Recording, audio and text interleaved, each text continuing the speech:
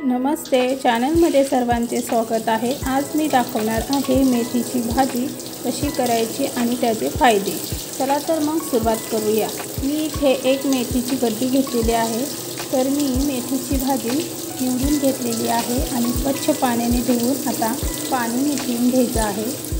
तुम्हाला माहीत असेलच मेथीची भाजी खाल्ल्याने लठ्ठपणा नाहीसा होतो। तसेच दररोजच्या आहारात मेथीच्या भाजीचा किंवा दाण्याचा समावेश केल्याने वजन नियंत्रणात राहण्यास फायदा होतो।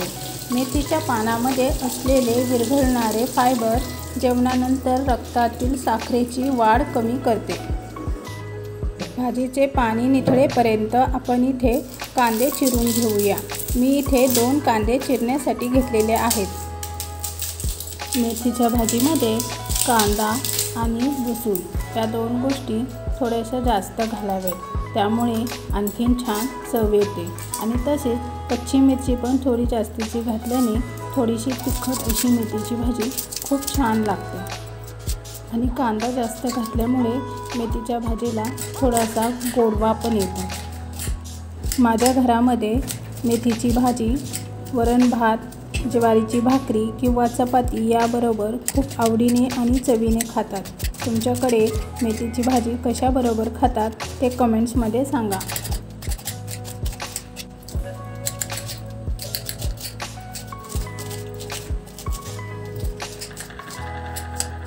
कांदा बारीक चिरून झालेला आहे, एका बाउलमध्ये काढून घ्या।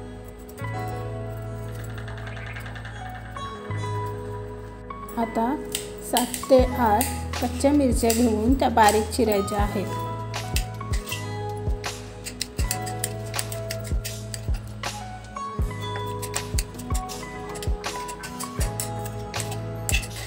कच्ची मिरची चिरून झालेली आहे, ती पण एका बाउलमध्ये काढून घ्या।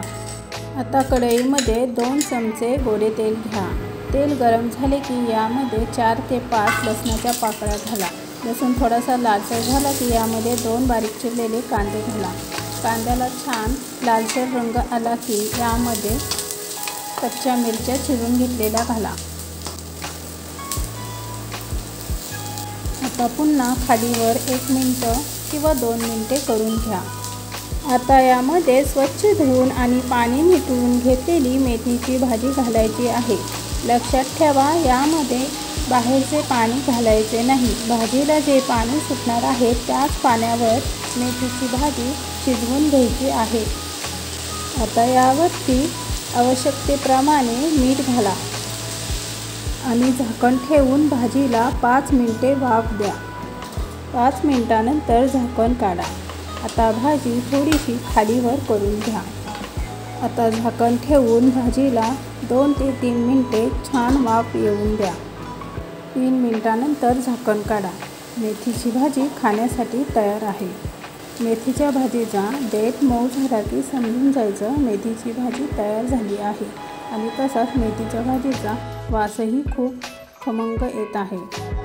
तुम्हाला हा व्हिडिओ आवडला असेल तर चॅनलला सबस्क्राईब, लाईक आणि शेअर करायला विसरू नका।